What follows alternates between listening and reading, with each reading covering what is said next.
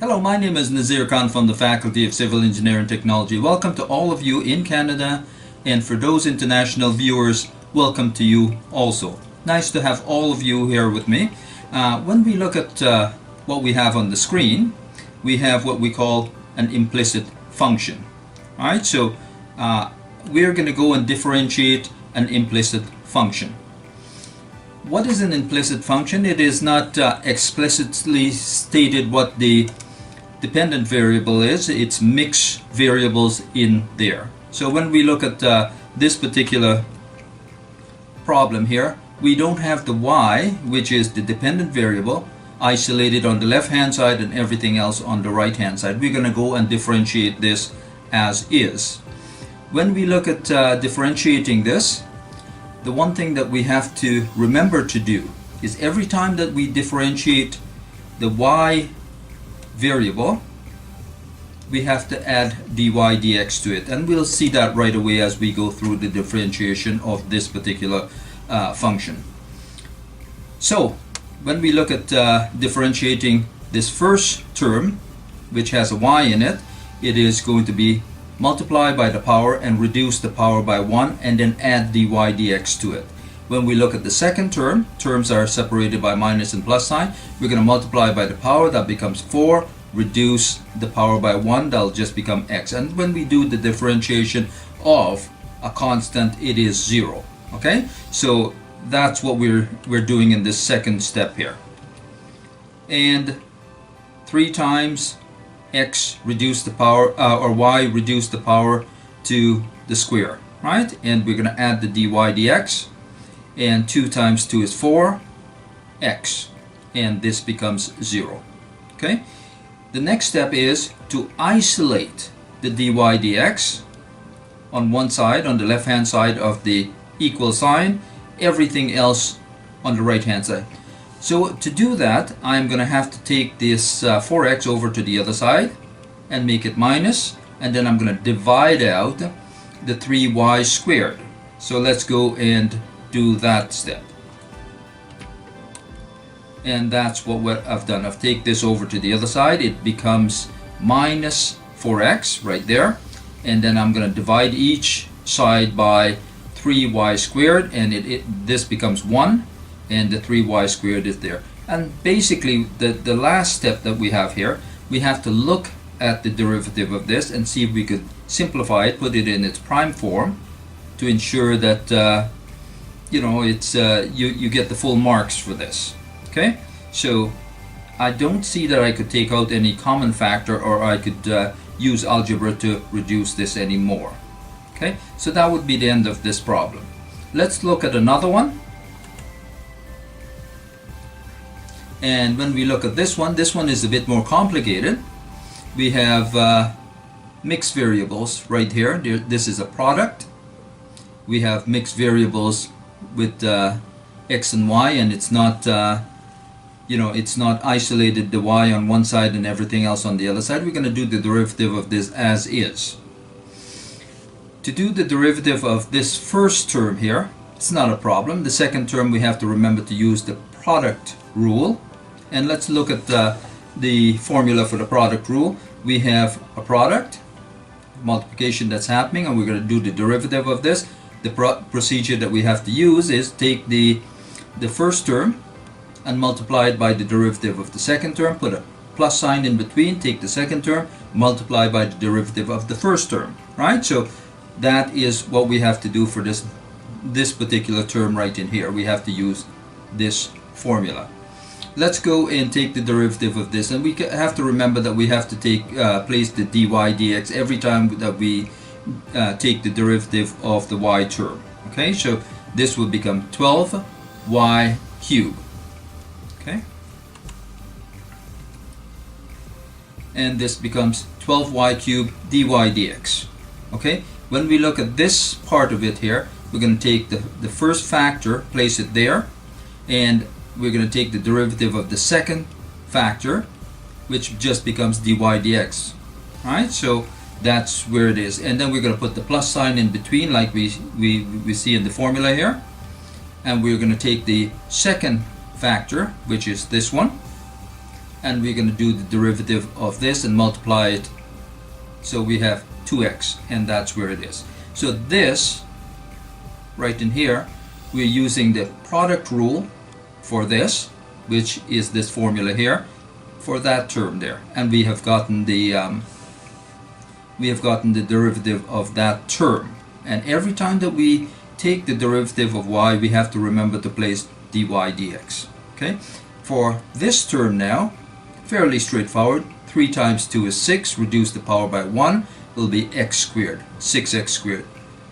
Constant, really easy to take the derivative of a constant, it becomes 0, and this becomes 0 also. So when we look at this, we have dy dx in 2 places, right? We are trying to isolate dy dx, and of course to do that we're going to have to factor it out. From the time that dy dx happens in more than one term, we're going to have to factor it out, right? So we're going to take these guys over to the other side. We have to change the sign of this. This becomes minus 2xy. This one will become minus 6x squared, and this just disappears. And then we will factor out the dy dx. And that's what I've done. I've taken these terms over to the other side, and now I'm going to go to the factoring so I can isolate the dy dx. And I've factored the term out, so I've factored out the dy dx from each one of these terms. If I were to divide this back in there, this becomes 1, and you have that remaining.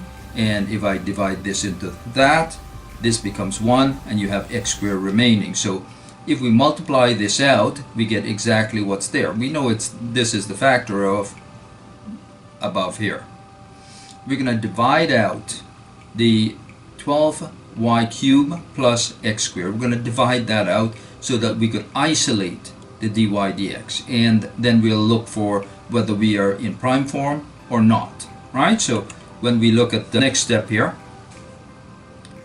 I have divided this by itself, so it becomes 1, and I have to do the division on the other side. So this is where it goes. We just divide it out. That's the simple way. I'm going to look at this now and ask myself, can I go any further?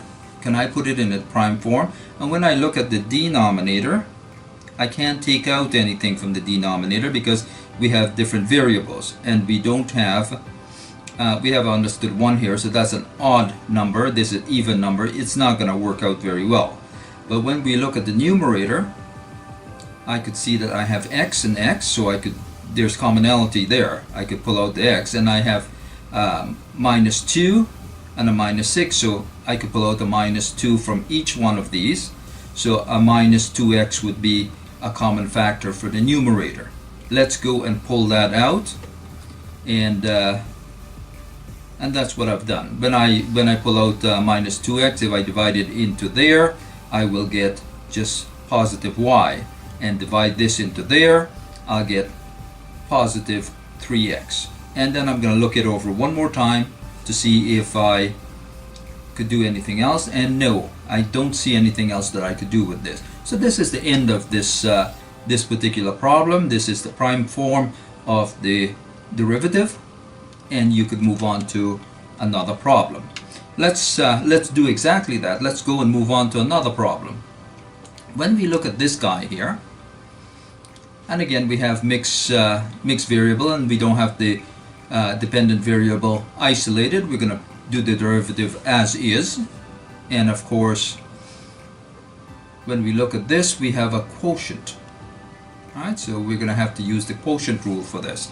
The quotient rule, the formula for it anyhow, says if you're going to do the derivative of a quotient, then you're going to take the denominator and multiply it by the derivative of the numerator. You're going to put a minus sign in between, take the numerator, multiply it by the derivative of the denominator, and place all of that over the denominator square. So we're going to follow that particular form with this this problem. And this is a little bit more difficult problem because it has more steps, and you have to be careful about a minus sign, and I'll explain that when we get there. So let's go and take the derivative of this. This particular side will just become 2x because I'm going to multiply by the power and reduce the power by 1. and that's what it became, 2x. However, this here have to follow the quotient rule. So we're going to take the denominator, place it there, take the derivative of the numerator, and when we take the derivative of the numerator, this becomes 1, and this becomes minus dy dx, right? Because it becomes 1 really, but every time we take the derivative of y term, we have to add the dy dx, so that's why it's there. We're going to put the minus sign in between. We're going to take the numerator, place it there, and we're going to take the derivative of the denominator and multiply that. So when we again go to x, taking the derivative of x, we'll have 1. Take the derivative of y, really we'll have 1 too, but we're going to add the dy dx because we're taking the derivative. That's the procedure that we have to follow. We're going to place all of that over the denominator squared, and that follows this formula right here. Now when I look at the numerator here, I know that I could multiply this out, and I could multiply this out. The thing that I have to be aware of is that when I multiply this part out, I have to change the sign of each one of the terms. I'll show you a good way to deal with that. We're going to have 4 terms here because we're going to multiply x by 1, it will just remain x, and this will become minus x dy dx, and then we'll have positive y, and then we'll have minus y dy dx. And then we'll go and do the same thing for this side. Let's go to the next step of this. When we look at this, I have multiplied out the denominator of this. So I've basically just multiply both sides by x plus y in bracket squared, this binomial squared. So I've multiplied that out. It disappears from the right hand side of the equal sign. It disappears from there. However, when I multiply this guy out, x times 1 will give you x. X times minus dy dx will give you x minus x dy dx right there, and then y right there, and then minus y dy dx right there.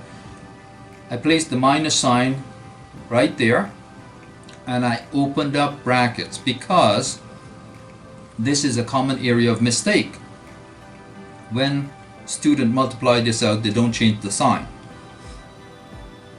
If I put it in brackets, then I will remember to change that sign. So I put it in brackets, and I'm going to multiply this out. X times 1 will give you x. X times dy dx will go right there, and minus y, and minus y dy dx. Okay, now the next step that I'm going to go and do is distribute this minus to each one of these terms. Really what happens here is that each one of the terms, they change sign.